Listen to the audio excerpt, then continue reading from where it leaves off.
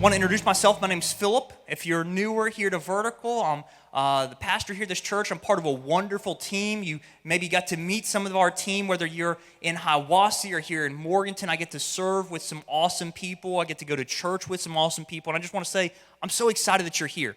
I believe that God can move in your life today. And that's what we're praying for. That's what we're expecting for. And I'm excited to see what happens. And we're in a series right now that's called Call Me Out. And it's been this idea that God is the creator of the universe, and people actually puts things inside of us as humans that maybe we don't know are there. I don't know if you may believe that, you don't believe that, that's okay. We're going to work through some examples, but we talked about that 2 weeks ago before some of y'all were praying for snow.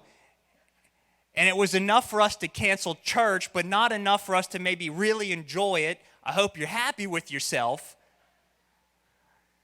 But 2 weeks ago, we were talking about this guy named Gideon. And he had some excuses when God shows up in his life and tries to call some things out of him. If you remember the story, he's like, I'm in the smallest tribe of Israel. I can't be a mighty warrior. He said things like, I'm the smallest in my tribe, my family. He's like, I'm the lowest of low. I can't be a mighty warrior. But God says, I put that inside of you. So we look through this biblical example of things that are inside of us that God can call out of us. We looked at the life of Saul. He went from persecuting Christians to being one of the leaders of all Christians there. God called something out of him. And I want us to look at the life of Moses today. The life of Moses today.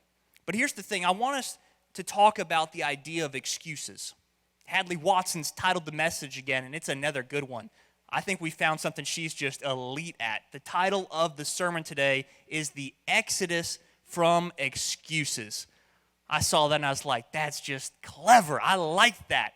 And so that's the title of the message, The Exodus from Excuses. And I know what you're thinking. Other people use excuses, but not you, right? It's other people who have given up on that New Year's resolution to eat healthier, but not you. You still tracking with me 3 weeks in the year, you know what I'm saying? You know, your New Year's resolution to maybe get back in the gym.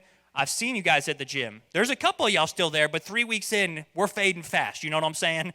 I'm watching people, they just signed up, and 3 weeks in, that money's gone. And so maybe your New Year's resolution was to read more books, but you haven't bought one yet, but you're close, right? You know, or maybe you're like me. One of my New Year's resolutions was I'm going to start journaling again. My bro Christian in the back there has been after me, texting me, hey, you started journaling. Well, not yet, but yet being the key word more than not, you know? And so I finally started journaling this week. I'm back in it, starting slow, but staying after it. So have you ever had excuses before? Maybe it's with God, because I really do have this belief that the way we see ourselves and who God created us to be can be very different. There can be a gap in between those two things, and usually in between how we see ourselves and who God created us to be is this wall of excuses. This wall of excuses that can exist. Maybe right now you're in a movie theater in Hiawassee, or you're online, or you're in a gym, and right now God's been calling you to do some things, but right now you got excuses. Surely not you, but maybe somebody else. And I want us to look at that idea that we've got excuses sometimes, and what are we supposed to do with them? How do we actually go on this exodus to move beyond excuses to experience all that God has put inside of us, to be everything that God has created us to be?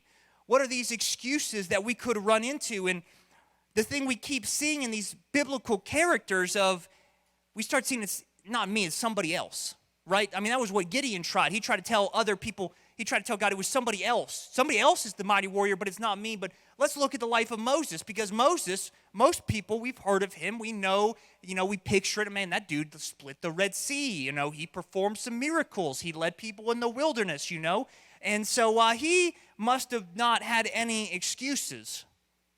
Well, let's look at it. Let's look at Exodus chapter 4. Exodus chapter 4, verse 10. It says, Moses said to the Lord, pardon your servant, Lord. I've never been eloquent, neither in the past nor since you have spoken to your servant.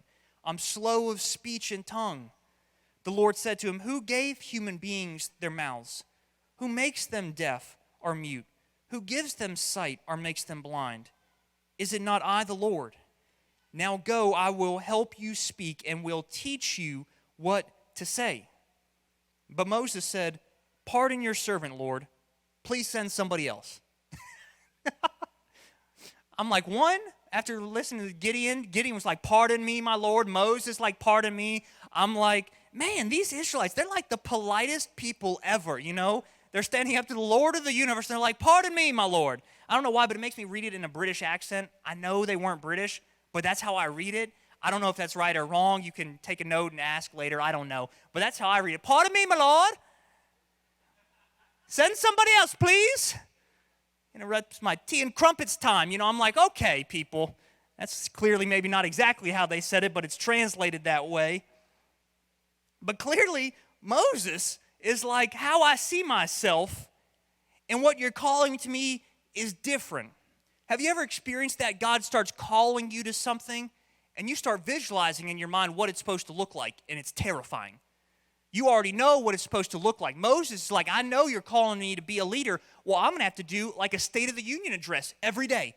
I'm going to have to get up and talk in front of everybody. I'm slow to speak. I can't do that. That's not me." He's already visualizing what this is going to look like, and it doesn't look good for him. He doesn't like this. Has God ever called you to some things maybe, and you start thinking about what it's going to look like, and it's horrifying? You're like, that ain't me. "Please, pardon me, my Lord, send somebody else." You're like, that ain't me. And you start making these excuses. Immediately, Moses is like, no, I can't speak. I'm slow to speak. And then God's like, well, that's interesting. I created you, so I actually already knew that, Moses. But thank you. It's this thing, if we believe that God can put something inside of us and be the one who knows to call it out of us, it's a little audacious for us to turn around and try to use the things he already knows about us as excuses not to do it. Have you ever thought about the logic of that? Of God has already put things inside of us that we don't know about, and he's the one calling them out of us. And then we take the things we do know about ourselves, the ones that the God of the universe, the one who created us, would already know, and then use those as excuses. But that's how we try to roll sometimes. And God looks and goes, "I already knew that about you." And so as we're looking through this, what are the excuses that you may have given in the past? What are the excuses you may be giving right now? You see, what we see as an inconvenience to us, God sees as an opportunity. We may see our ability to be slow to speak, or we're not talented enough, or we're not young enough, or we're too old now, or all these excuses we try to give, they're inconveniences to us. But they're opportunities to God. See, here's the thing, is God doesn't just plant things inside of you and wants to call them out of us. He wants that process of things being called out of us to be an opportunity for us to learn to trust him. And so he gives us these opportunities to work through the things we think may be excuses, because we already know what this is going to look like. We already know what God's calling us to. We already visualize it. We're horrified. We're a little bit fearful. And we go, that can't be us. And we got excuses. And God goes, I don't view it the same way. I see those excuses as opportunities for you to learn to trust me. And so right now, when God's trying to call you to things, what are the excuses you may be rattling off? You know, when I was younger, I'd say, well, and when I get in college, I can figure some things out. Or maybe when I get my first job, or maybe when I, get married, or maybe now that you're getting a little bit older, you're like, maybe I could have done that back when I was younger, but not now, or maybe you go, maybe I can do that once the kids graduate from home, or this or that. We always got excuses or reasons why. But God's looking those as opportunities. And maybe we've got to start looking at some things a little bit different as he calls things out of us. But what are the excuses you may or may not be trying to use right now? Is it you're too young, or you're too old, or you don't have the right talents, or you don't have the right looks, or whatever it is, you don't have the right schooling? Moses said, blatantly, just pick somebody else. He's like, I already went through my excuses. You just need to pick somebody else. But see, there's this journey that we can go on if you move past excuses. And the thing is, if you move past excuses, Moses' life shows us something that can happen afterwards, and it's called experience. The exodus from excuses will lead you on to the next phase of that season, and it's experience. And see, here's the thing is, our experience will rarely match our excuses. Our experience will rarely match our excuses. All the things we tried to tell God, this is why I can't do it, it ends up not really being a great excuse if you move on to experience what God has for you. Have you ever experienced that so far in life? You had an idea of what something's going to look like in your mind, and then you finally step out to do it, and it wasn't like that. It was just the fear talking. Some of you may remember just the first time you tried to go swimming or something, and you got, I'm surely going to drown. But here you are. I mean, you may not be going to the Olympics anytime soon, but you've made it. But fear tries to tell us a lot of times why we can't do things, why we can't be who God created us to be. And I think it's just because we tell ourselves something along these thoughts, because maybe you don't think along the way I do, and I hope not in some cases. I'm not the most brilliant person that's ever walked the earth, but I may not be the dumbest either. I can't do what I'm expecting. I can't do what I'm expecting is really what I think a lot of us try to tell God. Because when Moses tries to go back to him and says, I'm slow of speaking, what that reveals is what he thinks the job is going to be.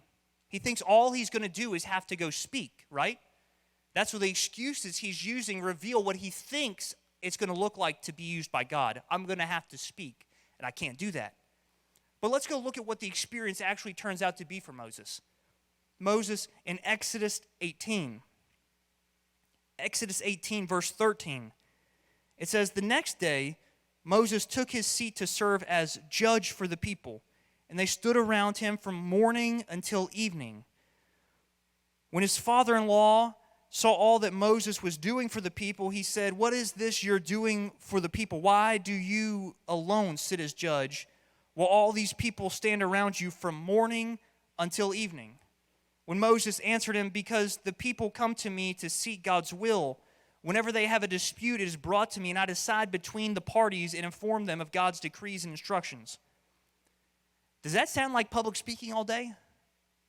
No. It's a part of it. It's a part of it, but from morning until evening, in case you're wondering time-wise, that's most of the day. In case you're wondering on that. You add in some chances to sleep, it's basically done. Basically, all his day is sitting and listening. Now watch this. Some of y'all, I'm about to give some advice for free. Some of y'all need to write this down, especially if you're in a relationship. I'm going to tell you something. Listening is not speaking. Some of y'all need to write that down. I wasn't kidding. Moses, from morning until evening, is a judge listening to the people. And if listening isn't speaking, then the excuses he was trying to tell God are not playing out. It's a part of it. He does have to speak to people. He's not wrong on that. But what God had planned was so much more than what Moses was thinking. Because Moses didn't understand it all. He didn't know exactly what God was calling him to. He didn't know what it was all going to look like. And that's because he's not God. And many times when we try to make these excuses to God about what we can't do, all these things, we're trying to make excuses for just one part of all that he's got planned. Because we don't really know what that experience is going to look like unless we're willing to step past the wall of excuses between who we see ourselves as and who God has created us to be. These excuses just stand in the way, and Moses reveals his duties morning until evening. Basically all day, he's working to resolve disputes. That's not really what he was expecting or visualizing when he started giving excuses to God. You see, our expectation and our vision may not really match what our experience will be of letting God call things out of us.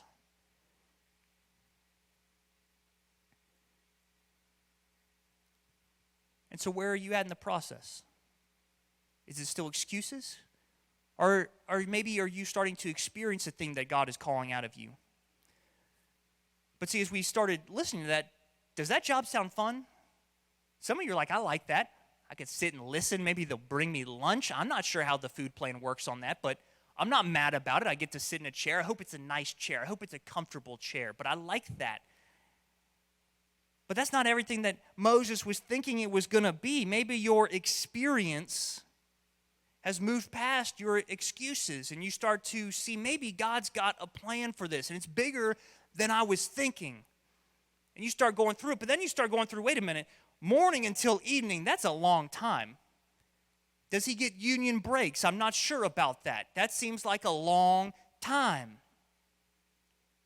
It sounds a little difficult. I mean, I wonder if we're honest, how long would you and I do that if it's morning till evening every day, listening to people's problems?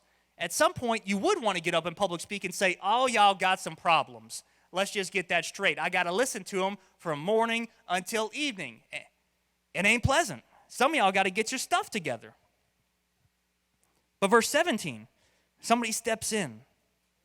Moses' father-in-law replied, what you are doing is not good. You and these people who come to you will only wear yourselves out. The work is too heavy for you. You cannot handle it alone. Listen now to me, and I will give you some advice, and may God be with you. You must be the people's representative before God and bring their disputes to him. Teach them his decrees, and instructions. Show them the way they are to live and how they're to behave, but select capable men from all the people, men who fear God, trustworthy men who hate dishonest gain, and appoint them as officials over thousands, hundreds, fifties, and tens. Have them serve as judges for the people at all times, but have them bring every difficult case to you. The simple cases that they can decide themselves. That will make your load lighter because they will share it with you. If you do this, as God so commands, you will be able to stand the strain, and all these people will go home satisfied. See, what Moses has started to experience and what God has called out of him as a leader, he started just taking all of this work on. He started doing it all himself. And maybe you're starting to feel the strain, just like that verse is talking about. Maybe you've moved past excuses a little bit. You're starting to experience what God has for you, and you're starting to feel a word called strain. You're feeling a little bit tense. This is the cycle part where you'll see people burn out in what God has called them to do. They move past excuses. They try to do what God has called them to, but they do it so much just on their own power and strength, they just burn out. And it's like a shooting star. It's there and it's gone. Moses' father-in-law comes in and says, what you're doing is not good. And Moses has got to be thinking, what do you mean it's not good? This is what God called me to do. He called me to be a leader. I'm leading. I'm listening. I'm judging. I'm doing this. I'm doing what God asked me to do. What do you mean it's not good? And he says, you need to bring some other people in. And maybe in your experience of serving God, has it become a little bit of the Lone Ranger approach? I'm doing what God's called me to do, but I'm alone in this. And you start to feel the strain, and you start to feel the tension, and you start to feel the grind, and you start to wear out, and it can become very difficult. And Jethro, his father-in-law, says, you need to empower some other people. You need to empower some other people. Maybe you own a business. Maybe you're working in business. Maybe you're trying to tell yourself still that you're not a leader. Well, we believe here at Vertical Church, you are a leader if you follow Jesus. You have the ability to influence people. And I love the example here. It may be thousands, it may be hundreds, it may be 50s, it may be 10s. The number of people you have influence over doesn't dictate how good of a leader you are. What dictates how good of a leader you are is what do you do with those people that you influence? And some of you try to tell yourself, well, I'm not a leader. Well, I bet if we sat down long enough, I could find 3 people you do have influence in their life. 3 people, you are a leader. What are you going to do with that influence? Maybe we can find 10. What are you going to do with that influence? Maybe it's hundreds. What are you going to do? Maybe it's thousands. What are you going to do with that influence? And Moses right now is bearing it all on his own. He hasn't empowered anybody else. And see, here's the difficult thing, is if you get to the experience stage, you clearly believe God can call something out of you. You've stepped into what he's calling for you. But here's the thing that will kill you in this stage of the cycle, is if you don't apply that same belief to other people. if you don't make the connection that not only can God call something out of you, but he can call something out of other people, you'll never step into the best of the influence you have, empowering other people to step into what God has for them. This is a huge moment in Moses' experience that he steps into considering letting other people step up. As you walk in today, what is the gifts and talents God's given you? And how are you using them? God has purposed something in your life for you to step into and experience everything he has for you. And that's what we're talking about here at Verticals. We want you to step into that. But maybe if you're not letting other people be empowered, if you're not letting them step up, if you're not letting them participate, you're starting to feel some strain.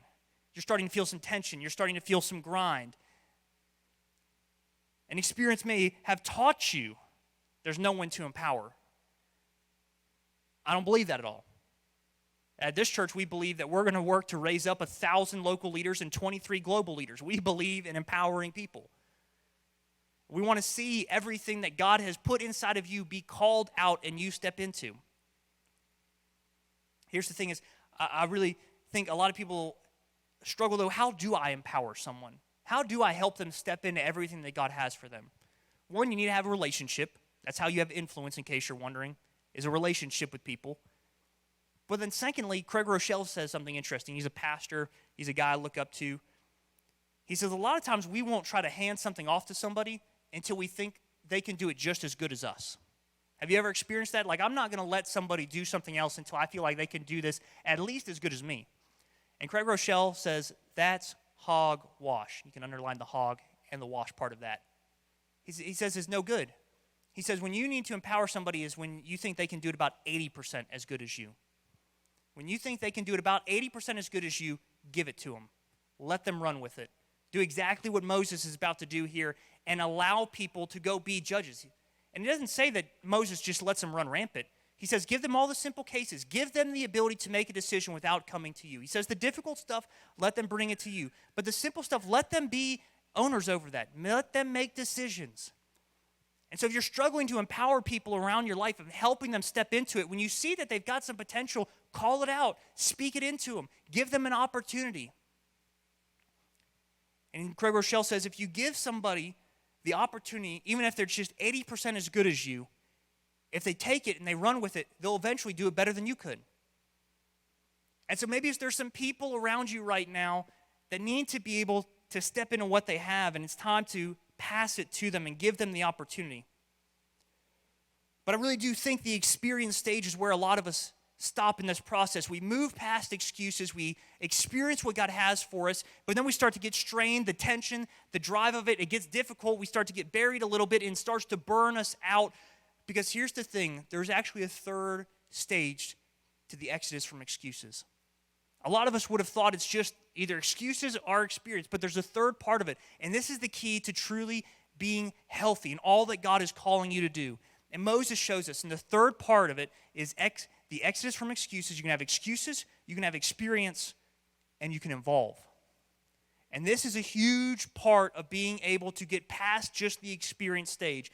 And it happens is you've got to be able to evolve with what God's calling you to. You've got to be able to adapt. You've got to be able to grow. And see, this can be tricky for some of us because here's what happens. As you start to get older in life, you start to gain experience, right? And as you start to gain experience, here's what experience can do if you're not careful. Experience can just tell you reasons why not to. And if you're very careful, it's actually going to inhibit your ability to evolve. It's why a lot of times we see innovation come from younger people. It's not because younger people are smarter. It's because younger people don't have enough experience to tell them not to try that yet. That's all it is. It's why, as I truly believe, the highest potential, the highest ceiling leaders are actually older people. I truly believe that. The highest potential leaders are older people if they see their experience and evolve. But what happens is there's this intersection that happens in life. And young people have all this innovation, but they've got no experience. And as you age in life and you get a little more experience, it starts to kill your innovation if you're not careful, because you start gaining more and more reasons not to try something, not to do something. And so as you grow older, the innovation goes down and the experience goes up. It's why in the business world, a lot of times you'll find people arguing that someone around 45, maybe 50, is your prime leader target. Because they go, that's probably the highest experience we can get with still some innovation left before the intersection happens and it just goes downhill from there. A lot of businesses will argue that's your top leader because they'll have some experience and some innovation left. I go, I get what you're saying, but I think if people who have the most experience won't let experience tell them not to innovate, that's your highest level leader right there. That's your highest level potential. It's why at Vertical Church, we don't buy into that you age out of the kingdom of God. We don't believe you age out of your usefulness. Why? We see you as probably our highest potential leader if you don't let experience tell you not to try. And it's why we believe in young people, because if we can help tell them what they don't know, they've got high levels of innovation. They're going to come up with stuff we never could come up with. It's why I'm open with people as a 31-year-old senior pastor. I tell people, I don't know what I don't know. I don't know. So I ask questions. I call up Pastor Drew or Pastor David. People have been doing this for 30 years, and I just go, hey, I got a question because I don't know what to do. And it's amazing to ask people who have been doing this way longer than me. A lot of times they've got answers. And so where are you at in that process? Do you have a lot of innovation and maybe not so much experience? Or do you have a lot of experience, but you're starting to wonder, have I let it kill my innovation? Have I let it kill this idea that now that I've got all this experience, God can't do something new and fresh through me? I would tell you, yes, he can. Yes, he can do something new and fresh through you. I don't believe you get to a certain age where God can't do something with your life. Don't believe it. You're at the wrong church if that's what you want. I'm just going to be really honest with you. I believe God can still use you regardless of which age you are. But if we want to complete the process of an exodus from excuses, if we want to have experience but also be able to evolve, we've got to be having an open, honest conversation with ourselves before the Lord. Am I still adapting and evolving? Or at some point did I buy into the lie that nothing new can happen in my life? That at some point did I accept that truth that something new can't happen in my life, that God can't call something out of me? But look what happens in Exodus 18, verse 24. Exodus 18, verse 24. It says, Moses listened to his father-in-law and did everything he said. He chose capable men from all Israel and made them leaders of the people, officials over thousands and hundreds and fifties and tens. They served as judges for the people at all times. The difficult cases they brought to Moses, but the simple ones they decided for themselves. He does it. He hears what someone in front of him is telling him, is saying, Jethro, his father-in-law, says, Moses, this isn't good, this isn't healthy, you're trapped in this just experiencing what God has planned for you, but it's too much, there's too much strain. You need to empower some other people. You need to invite them in, you need to let God call some things out of that. All those people he empowered, God also had a plan for their life, calling it out of them, saying, you've got skills and gifts and talents to be used in this way. And by Moses using his influence to open that up, so many other people got to step into what God has for them. It's why at this church, we're saying 1,000 local leaders and 23 global leaders. It's why we're saying that, because we believe God has a plan and purpose for your life. That you can step in and go, God, I want you to use me. I want you to work in and through me. I want to serve your kingdom. I want to bring honor and glory to your name. I want to use my talents and the skills for you, Jesus. Work in and through me. We want to see 1,000 people do that here in North Georgia.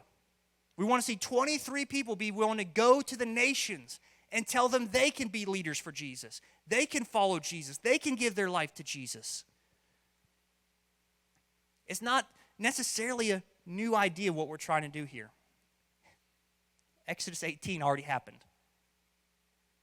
Some of the things that we're trying to do at this church, you may go, I don't know about that. Well, 2 chapters in the Bible, it's already happening. It's this idea that God has a plan and purposes for people's lives if they're willing to submit to him. And so maybe right now, is God trying to call something out of you? If he is, where are you at in the process? If God's trying to call something out of you right now, do you just got excuses? Because you already know what it's going to look like. You already can visualize what it's going to be, and you got excuses for all of that. Or maybe have you moved past excuses, but you're trapped in experience, and it's straining, it is difficult, and it's time for you to empower some other people around you to walk this out with you. It's time to innovate a little bit. It's time to use your experience to help other people. Or maybe is it time to evolve and grow and adapt? It's time to leverage this experience into something new that God's doing in your life. Where are you at in the exodus from excuses? What needs to happen in your life for you to experience all that God has put inside of you? Because the creator of the universe, he's made you. You are unique. You have a plan and a purpose according to him. And if you want to experience that, it can't be found anywhere else besides a relationship with Jesus. And so maybe today your excuses have always been, I'm not going to follow Jesus because if I do, I'm not going to have any fun in life, or it's going to ruin my life, or I can't do that. I've made too many mistakes. I've sinned too much. I can't. You got excuses. And maybe it's time today for you to let those excuses go and give your life to Jesus. Maybe Jesus had been trying to call things out of you, and you've had excuses why not to do that. And it's time to move forward and experience all that God's put inside of you. And we're about to sing a song, and this time at the end of every service, it's designed for us just to have a few moments where if the Lord's doing something in our life, we say, what are you trying to do? What are you trying to say, Jesus? Lead me, guide me. Maybe it's the time where you give your life to Jesus finally. Maybe you make some kind of commitment before him. Maybe you step into everything he's calling out of you. But your life is not insignificant. It was made by the God of the universe. He's got a plan for your life, and sometimes the gap between who we see ourselves as and who God created us to be, all that's in between those two things is our excuses. When we start letting those things go, we can experience all that God has planned and purposed for us, just like Ephesians 2:10 tells us. So as we head into this last song, I ask you, ask the Lord, is there anything that I'm using as an excuse? Is there anything I'm letting just bury me in my experience? Is there anything I need to let go of to experience all that you have for me, Lord? I want to follow you. And so, Jesus, we ask, lead us and guide us. Holy Spirit, make our path straight, our steps steady. Let us experience and evolve and grow and adapt into everything you've put inside of us. We want to submit to you, Jesus. I pray for anyone who's giving excuses, God, that they'll melt. They won't stand in your presence. Lead us and guide us in all that we do, Jesus. In your name we pray. Amen.